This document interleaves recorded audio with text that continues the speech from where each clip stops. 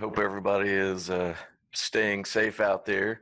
Um, During these times, I'm sure there are more than a few of you who thought, man, I wish I had my controller online so I didn't have to go out there and try to work on this or try to get one of my customers to work on this. And so the first thing I'm going to show you is things that you could be getting if you were online, and then I'm going to try to walk you through how to do that. Okay, so on this graph, what we're going to show is what you could be receiving if you had a unit online and we're monitoring certain things. In this one in particular, we're going to show reactions with an oxidizer and your ORP, and also with a non-oxidizer, which in this case is glutaraldehyde. Glutaraldehyde has a negative effect on ORP. So when we look at this graph, you may see a bunch of jumbled numbers, but when you really dig into it, we'll see our non-oxidizing feed kick on here due to a relay action and a subsequent dip in your ORP. So you know my relay came on and my ORP dropped. I got my chemical in the system.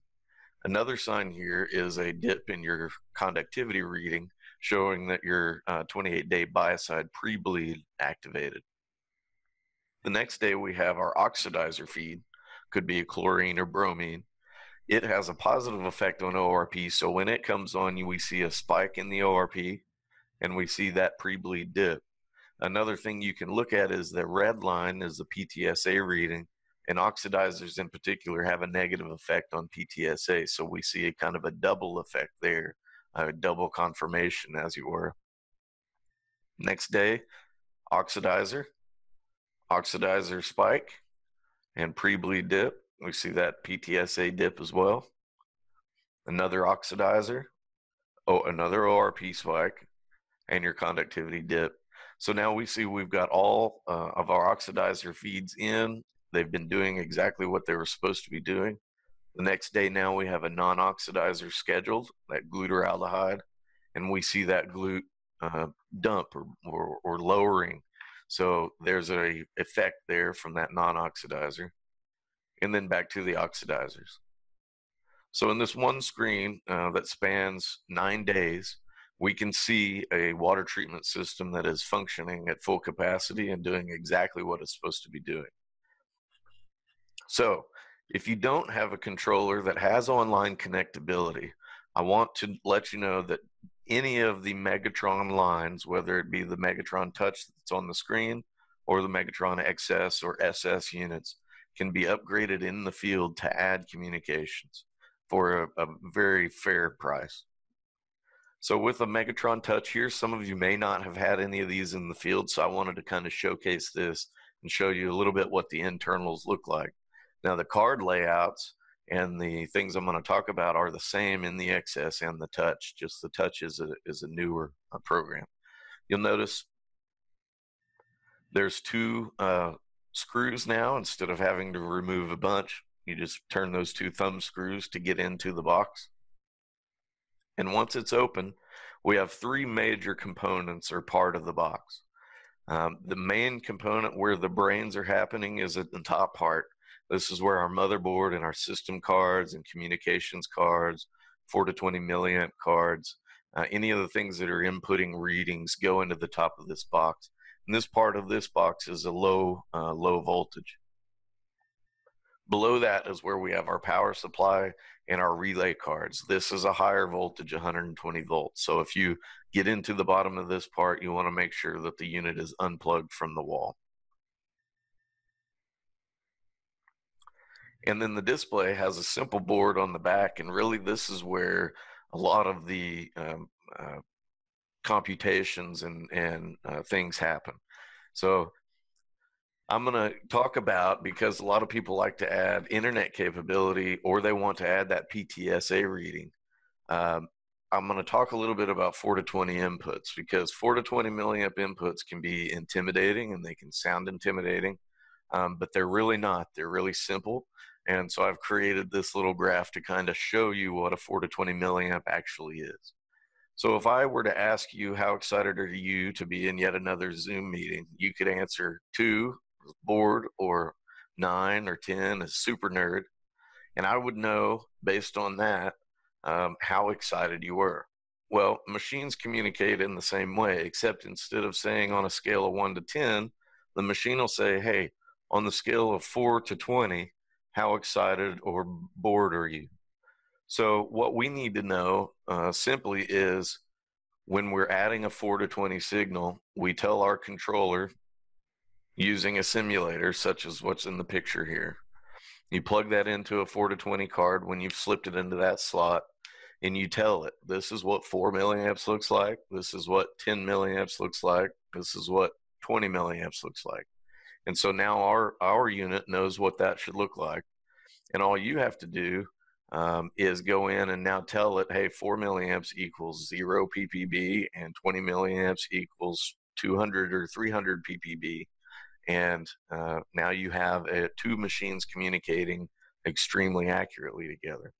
Now, the simulator that's in the picture is, if you're going to be doing any kind of 4 to 20 milliamp work, I highly recommend getting one of these. This you just let you plug into the card and tell it this is what this looks like. This one actually has a pH and ORP function as well with a BNC connector, so you can disconnect it from the controller, plug right into the controller, and simulate and make sure your controller's tracking your pH. That's a good tool if your pH or ORP have started drifting. That will let you know if the controller is still reading a proper and the probe is maybe dying or not sending a good enough signal. So when you add a 4 to 20 input, you're going to add it into what we call a 4 to 20 card. And if you don't have any inputs, you're going to get this green card that have the red lights on it where I've got the yellow circle as your input card. And you'll wire these two into the input points as the manual suggests. One very handy tool that a lot of people don't realize are these two red LED lights that you see on that board. There's an LED on there for every input on that board. So if you have four 4 to 20 milliamp inputs, there's 4 LED lights there. And what those LED lights indicate is when it's lit up, it tells you that you're getting a good complete circuit going out through the sensor and back into the board. If you're having problems not getting a 4 to 20 amp sensor reading, look for those red lights. If that red light isn't there based on which input you're working with, that simply means that once the signal leaves that card, it's not getting anything back. So there's a disconnect there, or maybe a wiring mistake, something there. If you see that red light, we know we're getting the 4 to 20 signal loop all the way and completed.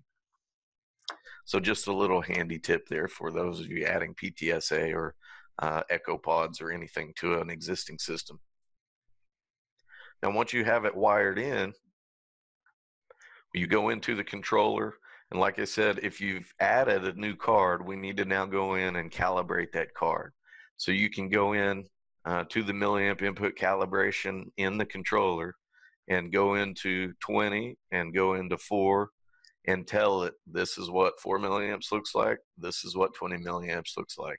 And then below that, you'll tell it this is what when I'm getting 4 milliamps, this is what it means. And when I'm getting 20 milliamps, this is what this means.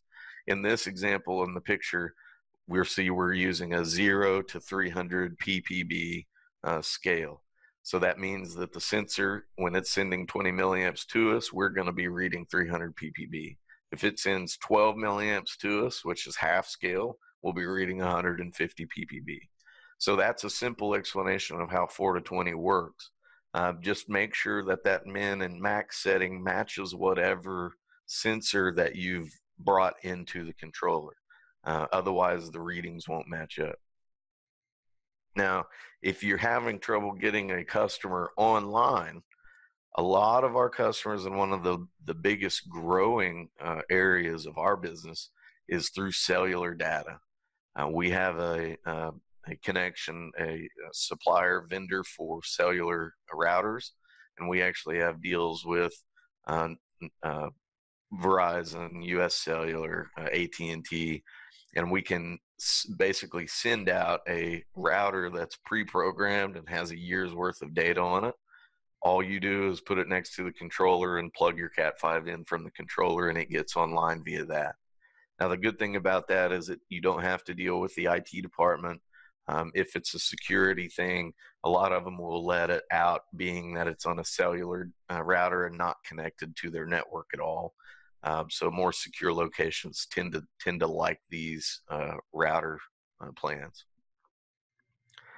So, with that in mind, I wanted to get together and let you know how you can upgrade your controllers, what is that capable of, and also how to maintain a contactless environment for your customers so they know that even though you're not on site, your system is doing what it's supposed to do. Thank you for your time, and I hope everyone learned something today. But please reach out and ask us questions if you have any.